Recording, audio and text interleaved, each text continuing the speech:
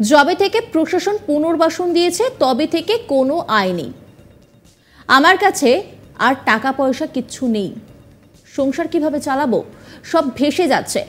আমাদের দেওয়ালে পিঠ ঠেকে গেছে। সমস্যার কথা বলতে গিয়ে ক্যামেরার সামনে কেঁদে ফেললেন হকাররা। তাই ফুটপাতে দোকান বসাতে দিতে হবে, দাবি না মানলে তারা জীবন দিতেও প্রস্তুত। এরপরেই রাস্তায় শুয়ে পড়ে বিক্ষোভে বসে পড়েন হকাররা, আর তাতেই যানজট তৈরি হয় রাস্তায়। আর এর জেরে সমস্যায় পড়েন স্কুল পড়ুয়া থেকে শুরু করে শিক্ষক শিক্ষিকারা, আর তারপরেই তারা রাস্তায় নেমে হকারদের উৎপাতের বিরুদ্ধে বিক্ষোভ দেখান, আর তাতেই পরিস্থিতি রীতিমতো উত্তপ্ত হয়ে ওঠে।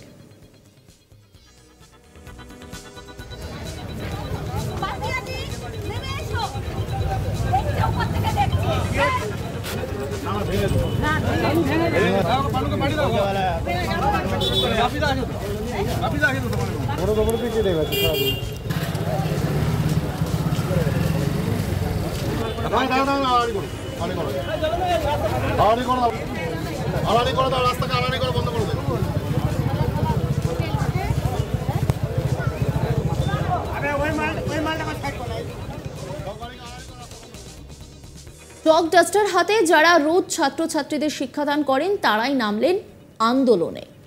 তাদের কেউ স্কুলের শিক্ষক শিক্ষিকা, আবার কেউ কলেজের। পথ অবরোধ করলেন তারা। শুক্রবার এই ঘটনার সাক্ষী থাকলো পশ্চিম মেদিনীপুরের সদর শহর মেদিনীপুর। মেদিনীপুর শহরের কলেজ স্কোয়ার চত্বরের ঘটনা। মেদিনীপুর কলেজ স্কোয়ার চত্বরে গত 20 বছরের বেশি সময় ধরে ফুটপাতের উপর বিভিন্ন স্টল বসেছিল, যার কারণে রাস্তায় যানজট হচ্ছিল ভীষণভাবে।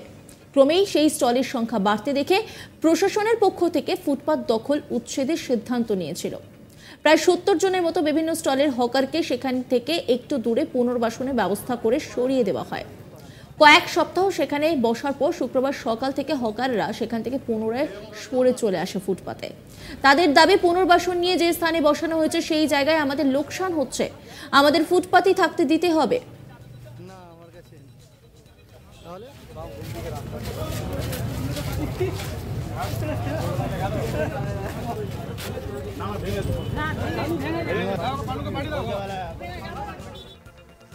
এক হকার অষ্টু, তিনি কি বলছেন শোনাবো আপনাদের। পুনর্বাসন দিয়েছিল বলতে গেলে ওখানে যদি একটা সাইকেল ঢুকে যায় পুরোটাই জাম্প হয়ে যাচ্ছে। আর তাছাড়া জবে থেকে দিয়েছে কেউ 50 টাকা কামিয়ে গেছে, কেউ নীল হয়ে গেছে, কেউ নেই। আমি তো আজ 13 দিন ধরে নীল, আমার আর কোনো টাকা পয়সা কোনো কিচ্ছু নেই। আমাদেরকে বসতেই হবে। আমাদেরকে এসডিও ম্যাম বলেছিলেন, আমাকে এসডিও ম্যাম বলেছিলেন জবে তুলবো, বলেছিলেন যে তোমাদের থেকে আমরা শুরু করছি, যদি কোথাও কিছু যদি না হয় তোমরা আবার বসতে পারো।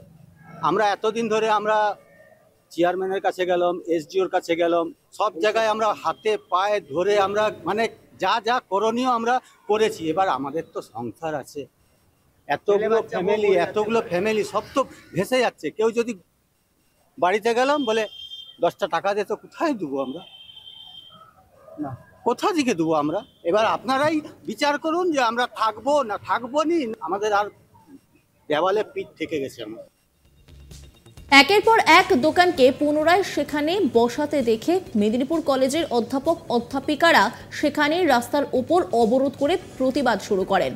মেদিনীপুর কলেজের অধ্যক্ষ সত্যরঞ্জন ঘোষ আজ তাক বাংলাকে জানান, কোনোভাবেই মেদিনীপুর কলেজের সামনে এইভাবে ফুটপাতে পুনরায় হকারদের বসতে দেওয়া যাবে না, আমরা প্রশাসনকে ভাবতে বলবো। তিনি কি বলছেন শোনাবো আপনাদের। অবরোধ আমি বলবো না, কারণ অবরোধ আমরা করিনি। আমরা কিছুদিন আগে প্রশাসনের তরফ থেকে মেদিনীপুর কলেজ এবং কলেজের সামনেটা কিন্তু যে দোকান এবং গুমটিতে ভরে ছিল সেটা প্রশাসন উদ্যোগ নিয়ে কিন্তু করেছেন। মাননীয় এসডিও ম্যাডাম আছেন, এখানে চেয়ারম্যান আছেন, আমাদের ডিএম স্যার আছেন, প্রত্যেকেই আছেন, সেই উদ্যোগ নিয়ে তারা কিন্তু করেছেন। আমরা শুধু কলেজ স্কুলের শিক্ষক শিক্ষক ছাত্রছাত্রী অভিভাবক নয়, সারা মেদিনীপুরবাসী কিন্তু স্বাগত জানিয়েছে। এমনি তো জায়গাটা শুরু হয়ে গেছে, রাস্তাঘাট অসুবিধা হচ্ছে, অ্যাক্সিডেন্ট হচ্ছে, এই ঘটনাগুলো ঘটছে, কিন্তু আমাদের দীর্ঘদিনের দাবি ছিল এই জায়গাটা কিন্তু ফাঁকা করার। আবার যখন গুমটিগুলো বসে যাচ্ছে আজকে, তখন আমাদের যখন নজরে আসলো, সঙ্গে সঙ্গে আমি কিন্তু এসডি ম্যাডাম এবং চেয়ারম্যান স্যারকে জানিয়েছি। ওনারা বললেন আপনাদের প্রয়োজন, আপনারা একটু সামনে থেকে গিয়ে বলুন।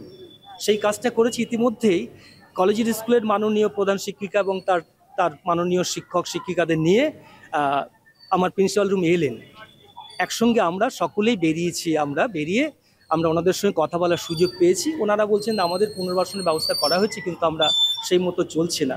আমরাও বলেছিলাম যে এদের রুজি রোজগার বন্ধ হোক, সেটা আমরা কখনোই চাইবো না। তাদের একটা উপযুক্ত ব্যবস্থা হোক। যখন তারা বললেন, আমরা নিশ্চয়ই প্রশাসনের সঙ্গে আমরা বসতে পারি, আমরা সবাই মিলে বসে আলোচনা হবে, কিন্তু এই জায়গাটায় কিন্তু বসা চলবে না এইভাবে। সেই জন্য আমরা প্রশাসনের জন্য ওয়েট করছি। ঠিক অবরোধ সেই অর্থে আমি করিনি, বা হ্যাঁ, প্রশাসনের জন্য দাঁড়িয়েছি। আমাদের মাননীয় চেয়ারম্যান স্যারও এসেছেন, তার সঙ্গে কথা হয়েছে, বলে আমি দেখছি এগুলোর ব্যবস্থা করে দিচ্ছি। প্রশাসনের পক্ষ থেকে পৌর প্রধান সৌমিন খান জানান তাদের সঙ্গে কথা বলা চলছে, তবে তারা যেখানে যে অবস্থায় ছিল তাদের সেই জায়গায় ফিরিয়ে দেওয়া হচ্ছে। তিনি কি বলছেন শোনাবো আপনাদের।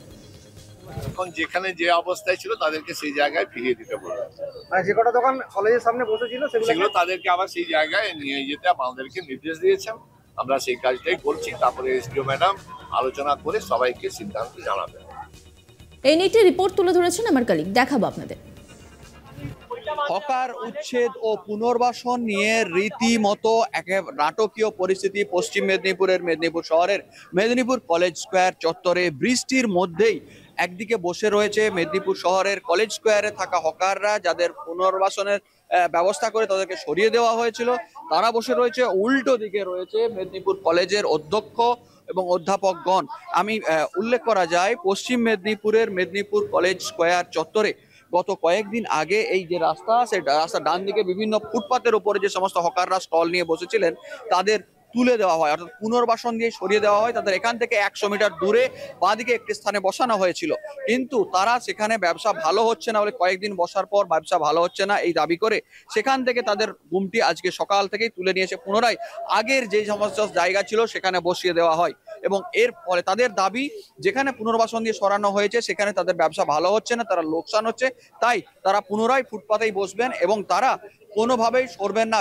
অন্যদিকে মেদিনীপুর কলেজ কর্তৃপক্ষ, যাদের জায়গা এটা ফুটপাতটা, এবং তাদের সৌন্দর্যায়নের ঘাটতি ঘটছে এবং অসুবিধা হচ্ছে রাস্তায় যাতায়াতে, তারা যেটা দাবি করছেন কলেজের অধ্যক্ষ অধ্যাপকরা, যে এইখান থেকে কোনোভাবেই হকারদের বসতে দেওয়া যাবে না।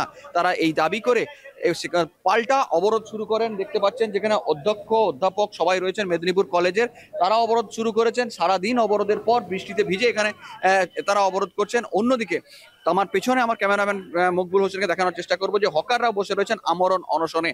তারা যেটা জানাচ্ছেন যে কোনোভাবে তারা এখান থেকে সরবেন না। আমি আরেকবার বাঁদিকে দেখাতে বলবো যে তাদের গুমটিগুলো রয়েছে এবং সেখানে তারা বসে রয়েছেন, যেটা তারা এইখানেই বসবেন, তারা পুনর্বাসন দেওয়া জায়গাতে যাবে না। ফলে সারাদিন এটা নিয়ে একটা উত্তেজনাপূর্ণ পরিস্থিতি। প্রশাসনের পক্ষ থেকে মহকুমা শাসকের প্রতিনিধি। নজর রাখুন আজ তাক বাংলার ইউটিউব স্ট্রিমিংয়ে।